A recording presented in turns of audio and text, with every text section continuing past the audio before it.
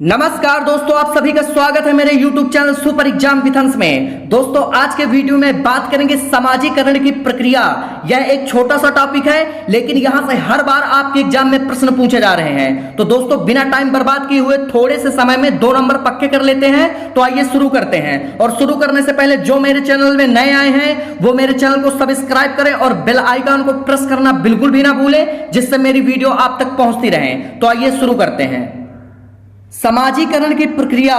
दोस्तों यहां पर सिर्फ सीटेट की बात करेंगे कि सीटेट में कैसे प्रश्न आते हैं, कहां से प्रश्न आते हैं, और जो आपका सीटेट है वो समझने पर और आपके प्रेजेंस ऑफ माइंड पर डिपेंड करता है। तो ध्यान दीजिएगा, चीजों को रटना बिल्कुल छोड़ दीजिए, समझना शुरू कर दीजिए। सीटेट क्वालिफाई करना यार बहुत आसान है, ठीक है, बहुत ही आसान। बस आपको थ्योरी कंप्लीट हो और आपका हर एक कॉन्सेप्ट क्लियर हो। तो दोस्तों रटने वाली चीजें सीटेट में बिल्कुल भी नहीं आती, वो आप चांस जाने दीजिए कि आप रट के निकाल लेंगे। बस एक बार समझ लीजिए तो समझ लीजिए कि आपका सीटेट निकल गया।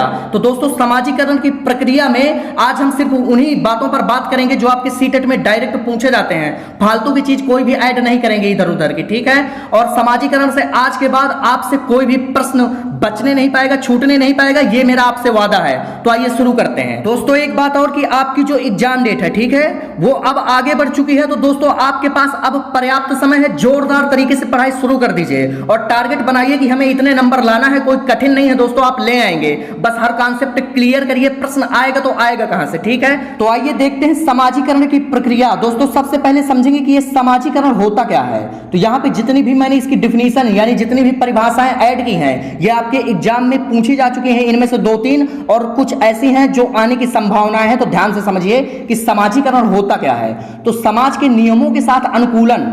अनुकूलन का मतलब क्या होता है? खुद को परिस्थिति के अनुसार ढालना या खुद को परिस्थिति के अनुसार ढल जाने देना क्या कहलाता है? समाजीकरण कहलाता है। तो समाज के नियमों के अनुसार खुद को ढाल लेना क्या होता है? समाजीकरण। अगला पॉइंट दोस्तों देखेंगे, समाज में समायोजित होना। समायोजित का मतलब भी दोस्तों वही होता है घुल मिल जाना, ठीक है, मेल जोल से रहना, समाज में घुल मिल जाना, समाज के नियमों के साथ अनुकूलन कर लेना क्या होता है? समाजीकरण। अगला पॉइंट, समाज के मानदंडों के साथ अनुकूलन। समाज के जो मानक नियम हैं उनके साथ अनुकूलन करना आपका क्या कहलाता है? समाजीकरण। ये जो दोस्तों शब्द दिए गए हैं ना, ये आपके एग्जाम में पूछे जा चुके हैं, तो इनको ध्यान से याद कर लीजिए, ठीक है। अब आगे बढ़ते हैं। समाज के नियमों को अधिग्रहण करना। दोस्तों अधिग्रहण का मतलब होता है अपनाना या ग्रहण करना, ठीक है। आप समाज के नियमों को अपना लें, वही क्या कहलाता है? समाजीकरण कहलाता है। अगला पॉइंट, खेल प्रक्रिया द्वारा बच्चों का एक दूसरे का सहयोग करना, सामूहिक रूप से कार्य करना, यह क्या कहलाता है? समाजीकरण कहलाता है। जब आप एक दूसरे का सहयोग करेंगे, सामूहिक रूप से कार्य करेंगे, तो वो प्रक्रिया क्या कहलाएगी? समाजीकरण कहलाएगी। ये आपकी डिफिनीशन है जो मोस्ट इंपॉर्टेंट है, आपके एग्जाम में आने की इनकी पूरी संभावना है। आगे बढ़ते हैं दोस्तों, यहां से 100% प्रश्न पूछे जाने हैं, इसको अच्छे से समझ लीजिए। सिर्फ इतने में मैंने 10-15 प्रश्न ऐड कर दिए हैं। अब समझेंगे दोस्तों कि ये समाजीकरण को प्रभावित करने वाले कारक कौन कौन से होते हैं। यहां से प्रश्न जरूर पूछे जाएंगे, तो ध्यान दीजिएगा। सबसे पहला परिवार, दूसरा आपका विद्यालय, तीसरा आप देखेंगे मित्र या हम उम्र बच्चे या जिन्हें आप पड़ोसी कहते हैं, ठीक है। तो सबसे पहले देखेंगे परिवार। अगर पूछा जाए कि प्रथम कारक कौन सा है, तो आपका क्या? परिवार।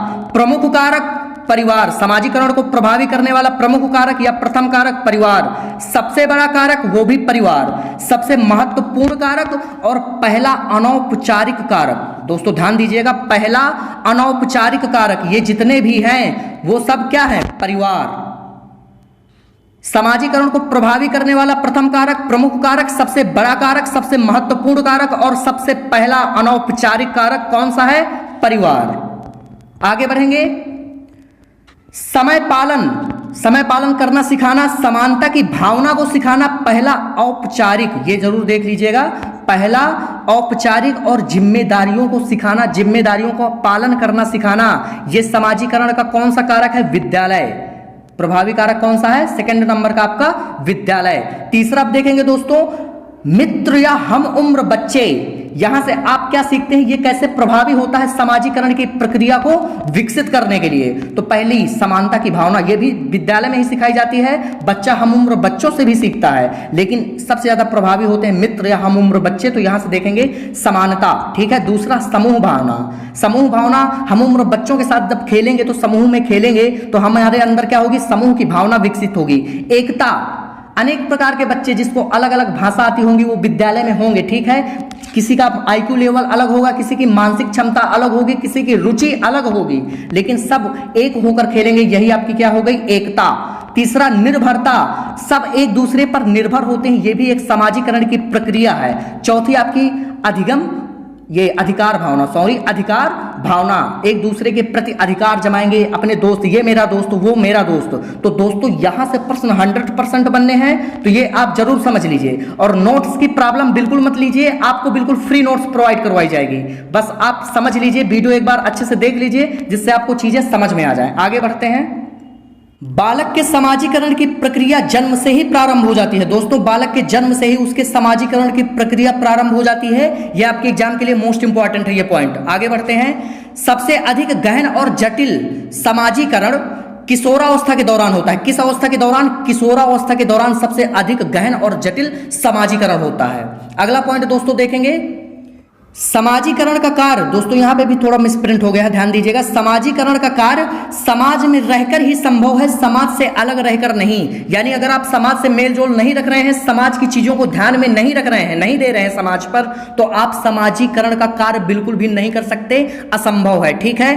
तो दोस्तों अगर आपको वीडियो पसंद आया हो तो कमेंट करिए, लाइक करिए और बेल आइकन को प्रेस करना बिल्कुल भी ना भूलें, जिससे मेरी वीडियो आप तक पहुंचती रहे। धन्यवाद।